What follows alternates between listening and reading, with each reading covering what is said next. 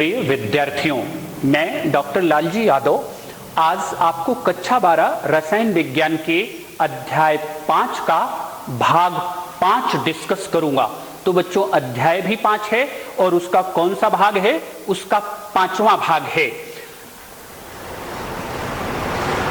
अगर इस भाग 5 में देखें तो हम भाग 5 में उत्प्रेरण का डिस्कशन करेंगे, कैटालिसिस उत्प्रेरण का डिस्कशन करेंगे। अगर इस भाग 5 में देखें तो हम उत्प्रेरण की अवधारणा, समांगी तथा विसमांगी उत्प्रेरण और उत्प्रेरण के प्रकार की चर्चा करेंगे। आप जानते हैं कि चैप्टर का नाम क्या था? चैप्टर का नाम जो डिस्कस हो रहा है वो है पृष्ठ रसायन, और पृष्ठ रसायन के अंतर्गत ये उत्प्रेरण है। तो उत्प्रेरण पृष्ठ रसायन के अंतर्गत क्यों है? क्योंकि पृष्ठ रसायन में आप पृष्ठ या सरफेस पर होने वाली घटनाओं का अध्ययन करते हैं। तो उत्प्रेरण उसी तरह की घटना है जो सरफेस पर होती है, जो पृष्ठ पर होती है, और उसमें हम इन भागों का अध्ययन करेंगे। उत्प्रेरण की अवधारणा, समांगी तथा विसमांगी उत्प्रेरण और उत्प्रेरण के प्रकार। हम उत्प्रेरण की अवधारणा को समझें, ये हमारे पास पहला डिस्कशन होगा। उत्प्रेरण की अवधारणा, उत्प्रेरण की अवधारणा, हम उत्प्रेरण की अवधारणा को समझें, लेकिन इसके पहले हमें कंसेप्ट चाहिए रिएक्शन का, अभिक्रिया का। बच्चों, आप जानते हैं कि रसायन विज्ञान के अंतर्गत बहुत सारी अभिक्रियाएं आप पढ़ते हैं। अब ये हम बच्चों से सवाल करते हैं कि अभिक्रिया होती क्या है और क्या आपने कोई अभिक्रिया देखी है? तो बहुत सारे बच्चों का जवाब होता है कि हाँ देखी है, कुछ बच्चे कहते हैं नहीं देखी है। तो हम आपको उसी की अवधारणा को, पहले अभिक्रिया को बताते हैं और फिर किसका डिस्कशन करेंगे? उत्प्रेरण का डिस्कशन करेंगे। अभिक्रिया के बारे में आप समझें, कहते हैं कि अभिक्रिया में क्या होता है? अभिकारक परस्पर क्रिया करके उत्पाद बनाता है। और अभिक्रिया आती कहां से है? प्रयोगों से आती है। जैसे हमारे आसपास एक रिएक्शन होती है, एक अभिक्रिया होती है, और वो अभिक्रिया क्या है मैं आपको अभी दिखाता हूं, लेकिन उस घटना को देख लें। जैसे कोयले का जलना, कोयले का जलना हम आप सभी ने देखा है। और उस कोयले के जलने में क्या होता है? अगर उसकी आपके सामने हम रिएक्शन लिखें तो उसकी रिएक्शन है C+O2, this is equal to CO2 plus क्या? Plus energy. तो ये कोयले के जलने की रिएक्शन है जिसमें कार्बन और ऑक्सीजन रिएक्ट करके क्या बनाते हैं? CO2 और एनर्जी बनाते हैं। तो ये एक अभिक्रिया है। अभिक्रिया में वही बताया कि अभिकारक परस्पर क्रिया करके क्या बनाते हैं? अभिकारक परस्पर क्रिया करके उत्पाद बनाते हैं। एक छोटी रिएक्शन हम आपको डेमोन्स्ट्रेशन द्वारा दिखाना चाहते हैं। ये आपके पास देखिए, ये आपके पास ये टेस्ट ट्यूब है, परख नली है, और इसमें हमने ये एक पदार्थ का विलेन लिया। ये है आपके सामने सिल्वर नाइट्रेट। किसका विलेन है? Silver nitrate. और इस सिल्वर नाइट्रेट को हमने परख नली में डाला। ये दूसरा अभिकर्मक बोतल हमारे पास है, और ये क्या है? हाइड्रोक्लोरिक एसिड है। तो इसमें क्या लिया है? Silver nitrate. अब हम फिर क्या मिला रहे हैं इसमें? Hydrochloric acid. क्या मिला रहे हैं? Hydrochloric acid. तो देखिए, जब इन दोनों में रिएक्शन हो गया तो इसका कलर क्या हो गया? इसका कलर चेंज हो गया, ये अवक्षेप आ गया। तो ये अवक्षेप किसके परिणाम स्वरूप आया? ये अवक्षेप रिएक्शन के परिणाम स्वरूप आया। अब आप कहेंगे किसके बीच रिएक्शन हुई? हमारा अभिकारक दो था, एक तो सिल्वर नाइट्रेट और दूसरा क्या? Hydrochloric acid. ये अभिकारक थे और वही परस्पर क्रिया करके क्या बनाते हैं? उत्पाद बनाते हैं। ये रिएक्शन तो बड़ी तेजी के साथ हो रही थी क्योंकि ये आयनिक अभिक्रिया है, लेकिन सभी अभिक्रियाएं उतनी तीव्र गति से नहीं होती। कुछ अभिक्रियाओं में बच्चों हम करते क्या हैं? अभिक्रिया की दर को परिवर्तित करने के लिए हम उसमें बाहरी पदार्थ मिला देते हैं। तो कहते हैं बाहरी पदार्थ का मतलब क्या हुआ? जैसे आप अभिक्रिया के लिए तो जान गए कि अभिकारक मिलाते हैं। अभी हमने रिएक्शन आपको बताई, उसमें हमारे अभिकारक क्या थे? सिल्वर नाइट्रेट और क्या? Hydrochloric acid. अगर हम इसमें कोई और बाहरी पदार्थ मिला दें, इसमें तो नहीं है, दूसरी रिएक्शन की आप कल्पना करें कि कोई रिएक्शन अगर हो रही है तो उसमें अभिकारक के अलावा और कोई बाहरी पदार्थ मिला दें जो अभिक्रिया के वेग को क्या कर दे? परिवर्तित कर दे। तो ऐसे ही पदार्थों को आप एक नाम देते हैं और वो नाम क्या कहलाता है? वो नाम आपका क्या कहलाता है? वो नाम आपका उत्प्रेरक कहलाता है। तो उत्प्रेरक किसे कहते हैं? कहते हैं कि रासायनिक अभिक्रिया में मिलाए गए ऐसे पदार्थ जो अभिक्रिया के वेग को क्या कर दें? परिवर्तित कर दें, चेंज कर दें। क्या कहलाते हैं? जो अभिक्रिया के वेग को परिवर्तित कर दें, क्या कहलाते हैं? उत्प्रेरक कहलाते हैं। क्या कहलाते हैं? उत्प्रेरक कहलाते हैं। और ये घटना जो है वो क्या कहलाती है? ये घटना उत्प्रेरण कहलाती है। क्या कहलाती है बच्चों? उत्प्रेरण कहलाती है। यहां आपके सामने एक रिएक्शन दी गई है। अभी देखिए, ये लिखा है KClO3, नाम पोटेशियम क्लोरेट है और उसका 2 मोल लिया गया है। इसे जब गर्म करते हैं, हीट करते हैं, इसे गर्म करते हैं, ये हमने यहां डेल्टा का साइन लगा दिया, ये हीटिंग को शो करता है, तो पोटेशियम क्लोराइड और ऑक्सीजन बनता है। तो कहते हैं कि अगर इसमें हम MnO2 मिला दें, मैग्नीज डाइऑक्साइड मिला दें, तो ये अभिक्रिया क्या हो जाती है? ये अभिक्रिया स्पीड अप हो जाती है, तेजी के साथ होती है। तो इसका मतलब कि MnO2 की उपस्थिति अभिक्रिया के वेग को क्या कर रही है? बढ़ा रही है। तो MnO2 को क्या कहेंगे? MnO2 मैग्नीज डाइऑक्साइड को क्या कहेंगे? उत्प्रेरक कहेंगे। तो उत्प्रेरक ऐसा ही फॉरेन सब्सटेंस है, वह पदार्थ है जो अभिक्रिया के वेग को क्या कर देता है? जो अभिक्रिया के वेग को परिवर्तित कर देता है। जैसे यहां मैग्नीज डाइऑक्साइड पोटेशियम क्लोरेट के अपघटन को क्या कर रहा है? तीव्र कर रहा है। तो यहां मैं फिर से आपको इसको बता दूं कि उत्प्रेरक और उत्प्रेरण में बच्चों आप अंतर समझें कि उत्प्रेरक क्या है और उत्प्रेरण क्या है। उत्प्रेरक बाहरी पदार्थ है जो आपने अभिक्रिया में मिलाया है, और उत्प्रेरण क्या है? उत्प्रेरण पूरी घटना है। अगर एक शब्द में कहना चाहें, तो उत्प्रेरक क्या है? पदार्थ है। उत्प्रेरक क्या है? पदार्थ है। और उत्प्रेरण क्या है? उत्प्रेरण जो है वो प्रोसेस है। उत्प्रेरण क्या है? प्रोसेस है। तो इससे आप, ये उत्प्रेरक की आपके सामने क्या है? अवधारणा है। ये उत्प्रेरक की आपके सामने क्या है? ये उत्प्रेरण की आपके सामने अवधारणा है, जिसमें हमने उत्प्रेरक भी आपको बताया। तो बच्चों आप सीख गए होंगे कि उत्प्रेरक और उत्प्रेरण क्या है। फिर से बता दूं, उत्प्रेरक क्या है? पदार्थ है। और उत्प्रेरण क्या है? ये लिखा हुआ है। उत्प्रेरण क्या है? ये परिघटना है। ये परिघटना है। जैसे MnO2 क्या है? उत्प्रेरक है। और ये जो पूरी रिएक्शन हो रही है, ये क्या कहलाएगी? उत्प्रेरण कहलाएगी। क्या कहलाएगी? उत्प्रेरण कहलाएगी।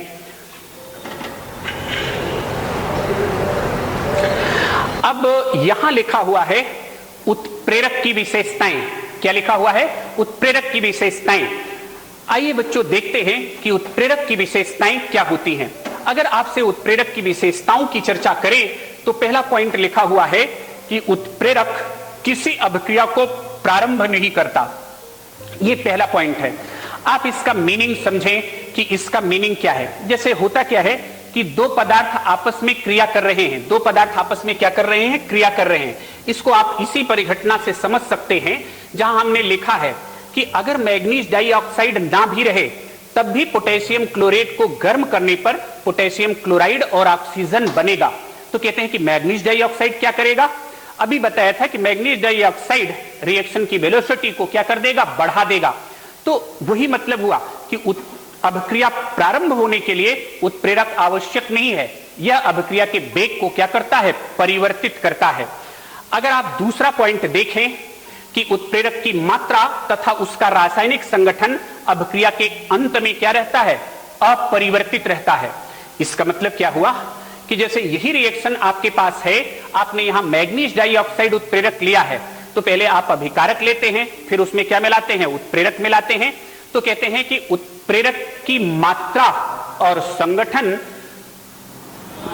परिवर्तित नहीं होता। परिवर्तित होने का मतलब क्या? ये अभिक्रिया होगी तो आप जानते हैं कि अभिक्रिया में ये खर्च हो जाएगा, कुछ समय बाद इसका अस्तित्व बचेगा, लेकिन उत्प्रेरक की मात्रा और उसकी संरचना में कोई परिवर्तन नहीं होगा।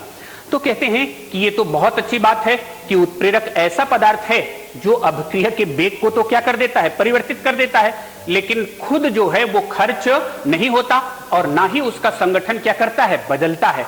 तो विज्ञान का विद्यार्थी होने के कारण आप ये सोचिए कि ऐसा क्यों होता है। उत्प्रेरक में ऐसा क्या गुण है जो अपनी उपस्थिति से अभिक्रिया के वेग को क्या कर देता है, परिवर्तित कर देता है, और खर्च भी नहीं होता। बच्चों, इसी बात की व्याख्या हम लोग अभी आपके अगले लेक्चर में करेंगे कि आखिर कैसे उत्प्रेरक अपनी उपस्थिति से अभिक्रिया के वेग को क्या कर देता है, परिवर्तित कर देता है, और वो खर्च भी नहीं होता है। देखिए, ये तीसरा पॉइंट आपके सामने है कि साधारणतः उत्प्रेरक की अल्प मात्रा अभिक्रिया को उत्प्रेरित करने के लिए पर्याप्त होती है। तो ये बात विद्यार्थियों के मन में आ जाती है कि अगर उत्प्रेरक कम लगाएंगे तो उत्प्रेरक कम लगाने का मतलब उत्प्रेरक की कम मात्रा प्रयुक्त करेंगे तो अभिक्रिया का वेग कम बढ़ेगा, और ज्यादा अगर उत्प्रेरक की ज्यादा मात्रा डाल दें तो अभिक्रिया का वेग ज्यादा बढ़ जाएगा। इसकी तुलना बच्चे कुछ इस तरह से कर लेते हैं कि जैसे ये आपके पास है कोई बर्तन है, इसमें आपने वाटर रखा है, जल रखा है, अब इसमें आप ऑर्डिनरी सुक्रोज मिलाते हैं, चीनी मिलाते हैं। तो एक घटना ऐसे समझ लेते हैं कि जितना ज्यादा चीनी मिलाएंगे उससे बना शरबत उतना ही ज्यादा क्या होगा, मीठा होगा। वो कंसेप्ट यहां नहीं लगता बच्चों। यहां क्या लगता है कि उत्प्रेरक की अल्प मात्रा ही अभिक्रिया के लिए क्या है, आवश्यक है। वो कंसेप्ट नहीं लगता कि जितना ज्यादा उत्प्रेरक की मात्रा डालेंगे उतना ही ज्यादा अच्छा कार्य उत्प्रेरक करेगा। तो किसी भी अभिक्रिया के लिए उत्प्रेरक की अल्प मात्रा ही क्या होती है, किसी भी अभिक्रिया के लिए उत्प्रेरक की अल्प मात्रा ही आवश्यक होती है। अब देखिए, चौथा पॉइंट लिखा है, साधारणतः उत्प्रेरक अभिक्रिया के उत्पादों की प्रकृति में परिवर्तन नहीं करता। साधारणतः उत्प्रेरक अभिक्रिया के उत्पादों की प्रकृति में परिवर्तन नहीं करता। इस पॉइंट को आप सोचें, इस पॉइंट को आप यूं सोच सकते हैं कि जैसे यही रिएक्शन है, पोटेशियम क्लोरेट का अपघटन हम करें, पहले मैग्नीज डाइऑक्साइड ना रहे और फिर दूसरी बार करें तो मैग्नीज डाइऑक्साइड मिला दें, उत्पाद तो वही बनेगा। तो कहते हैं कि ये जो उत्पाद बना उसकी प्रकृति में कोई परिवर्तन नहीं होगा। जब उत्प्रेरक था तब भी और जब उत्प्रेरक नहीं था तब भी उत्पाद वैसा ही रहेगा। अगला बहुत अच्छा पॉइंट है कि उत्प्रेरक की क्रिया विशिष्ट होती है। उत्प्रेरक की क्रिया विशिष्ट होती है। विद्यार्थियों, हमने आपको बताया था कि बहुत सारे लोगों के मन में अवधारणा रहती है बच्चों आपके कि एक उत्प्रेरक है जिसे कई अभिक्रिया में प्रयुक्त कर देते हैं। इसको आप स्पष्ट कर लीजिए कि यहां आपका क्या है, CO+3H2, यहां क्या है, CO+2H2, CO+H2। ये तो मोलों की संख्या है, लेकिन अभिकारक अगर आपसे हम पूछें तो आपका उत्तर होगा कि अभिकारक इसमें कार्बन मोनोऑक्साइड और हाइड्रोजन है। उत्प्रेरक बदल गया, पहले में निकिल है, दूसरे में आप उत्प्रेरक देख रहे हैं कॉपर, जिंक ऑक्साइड और Cr2O3, और तीसरे में कॉपर। तो पहले में क्या बन गया है, मेथेन, दूसरे में क्या बन गया है, मेथेनॉल, जिसे मेथिल अल्कोहल कहते हैं, और तीसरे में क्या बन गया है, ध्यान देना, मेथेनल, जिसे क्या कहते हैं, फॉर्मेल्डिहाइड। तो मेथेनॉल क्या है, एल्कोहल है, और मेथेनल क्या है, एल्डिहाइड है। तो ये बताता है कि उत्प्रेरक की क्रिया कैसी होती है बच्चों, उत्प्रेरक की क्रिया विशिष्ट होती है, स्पेसिफिक होती है। आपने देखा कि हर में अलग अलग उत्प्रेरक है, तो अभिकारक एक ही होते हुए भी उत्पाद कैसा है, डिफरेंट है। उत्पाद कैसा है बच्चों, डिफरेंट है। अब अगर आप आगे बढ़ें इस पॉइंट पर, तो उत्प्रेरक उत्क्रमणीय अभिक्रियाओं की साम्यावस्था को परिवर्तित नहीं करता। अब आपसे यह सवाल है कि साम्यावस्था होती क्या है, साम्यावस्था होती क्या है। देखिए, अभिक्रिया के बारे में जानते हैं कि अभिक्रिया, अभी आप समझें उत्क्रमणीय अभिक्रिया। क्या समझे बच्चों, उत्क्रमणीय अभिक्रिया। उत्क्रमणीय अभिक्रिया में जैसे आप एक रिएक्शन देखते हैं, ये रिएक्शन आपकी उत्क्रमणीय होती है, उसको मैं यहां आपके सामने लिखता हूं, N2+3H2 this is equal to 2NH3।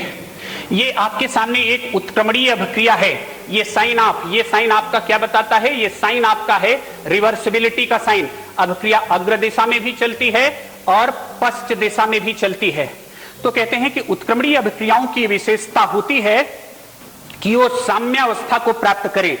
अब आप कहेंगे साम्यावस्था क्या होती है, साम्यावस्था ये होती है बच्चों कि जब ये साम्यावस्था को अगर हम ऐसे लिखना चाहें तो कहते हैं कि जब RAF ठीक बराबर हो जाए किसके, RB के, तो आप कहेंगे कि RAF क्या है, RAF है बच्चों रेट ऑफ फॉरवर्ड रिएक्शन, और ठीक बराबर हो जाए किसके, रेट ऑफ बैकवर्ड रिएक्शन के। किसके बराबर हो जाए बच्चों, फिर से देख लेना, RAF ये ठीक बराबर हो जाए किसके, ये ठीक बराबर हो जाए RB के। यहां F क्या बताता है, रेट ऑफ फॉरवर्ड रिएक्शन, और RB क्या बताता है, रेट ऑफ बैकवर्ड रिएक्शन। तो कहते हैं कि जब अग्र अभिक्रिया की दर पश्च अभिक्रिया की दर के ठीक बराबर हो जाए तो वो दशा क्या कहलाती है, साम्यावस्था कहलाती है। और कहते हैं कि अगर उत्प्रेरक प्रयुक्त किया जाए तो उत्प्रेरक साम्यावस्था को प्रभावित नहीं करता। तो कहते हैं क्यों नहीं प्रभावित करता, उसका उत्तर है बच्चों कि उत्प्रेरक जितना अग्र अभिक्रिया के वेग को बढ़ाता है उतना ही पश्च अभिक्रिया के वेग को बढ़ाता है। इसीलिए उत्प्रेरक के द्वारा साम्यावस्था क्या होती है, परिवर्तित नहीं होती है। उत्प्रेरक के द्वारा साम्यावस्था क्या होती है, परिवर्तित नहीं होती है।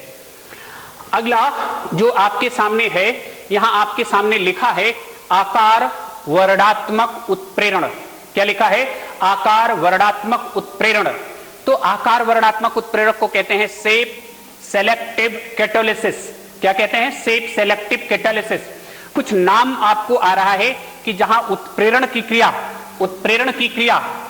की जो घटना है वो आकार से निर्धारित हो, तो कहते हैं कि ये आकार वर्णात्मक उत्प्रेरण कहलाती है।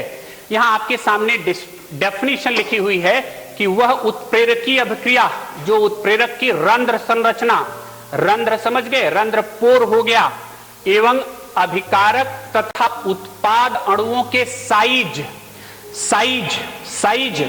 पर निर्भर करती है, आकार वर्णात्मक उत्प्रेरण कहलाती है। तो इसको आप ये समझें कि इसमें क्या चाहिए कि जो आप उत्प्रेरक प्रयुक्त कर रहे हैं उसके रंध्र का साइज क्या है और अभिकारक और उत्पाद का साइज क्या है। तो इसमें एक अच्छा उत्प्रेरक है जिसे आप कहते हैं जियोलाइट। क्या कहते हैं, जियोलाइट।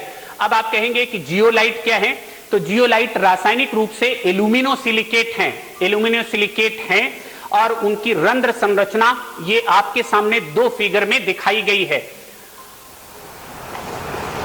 और इनका यूज क्या है, इनका यूज है, देखिए लिखा है जियोलाइट पेट्रो रसायन उद्योग में हाइड्रोकार्बन के भंजन एवं समावयन।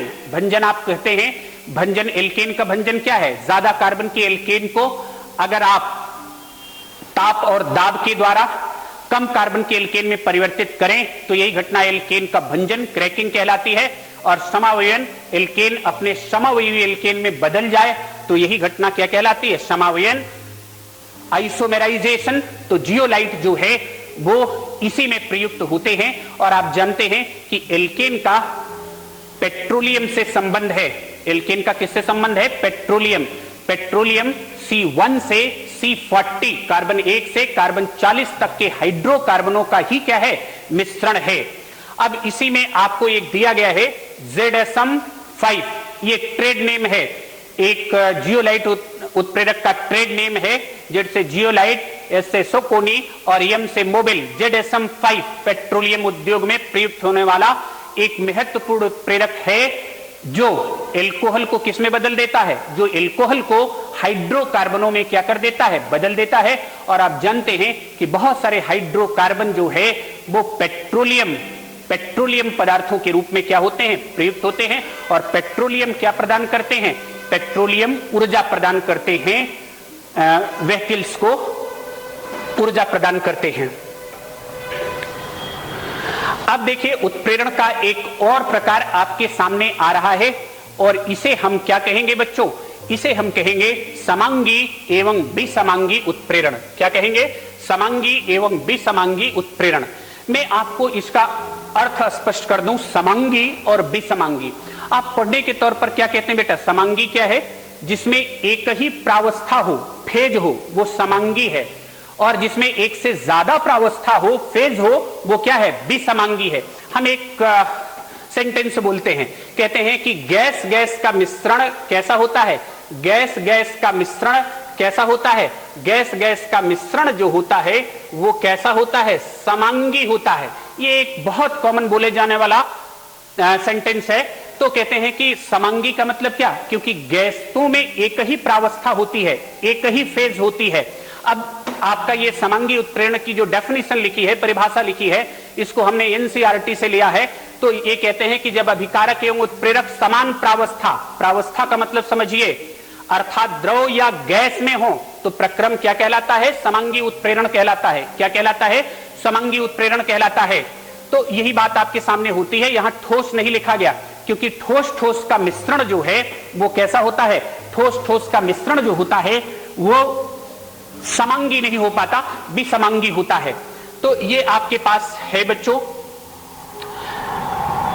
समांगी उत्प्रेरण का एक ये उदाहरण है। शीश कक्ष विधि लिखा है। शीश कक्ष विधि सल्फ्यूरिक एसिड बनाने में आती है। सल्फ्यूरिक एसिड का सूत्र आप जानते हैं H2SO4, और उसे किंग ऑफ केमिकल्स भी कहते हैं। उसे बनाने में ये प्रारंभिक स्तर पर ये रिएक्शन प्रयुक्त होती है। और यहां देखिए ये G लिखा है, तो O2 भी क्या है, यहां भी O2 भी क्या है बच्चों, G है। और यहां जो उत्प्रेरक लिखा है, उत्प्रेरक होना चाहिए, ये क्या है, ये है NOJ। तो अभिकारक गैस हो गया, उत्प्रेरक क्या हो गया, गैस हो गया। तो ये किसका उदाहरण हो गया, ये नाइट्रिक ऑक्साइड है। किसका उदाहरण हो गया, समांगी उत्प्रेरण का उदाहरण हो गया। किसका उदाहरण हो गया, समांगी उत्प्रेरण का। समांगी उत्प्रेरण का एक और उदाहरण आपके सामने है, ये लिखा है CH3COCH3। ये एक एस्टर है, इसका नाम मेथिल एसीटेट है, और ये जल है।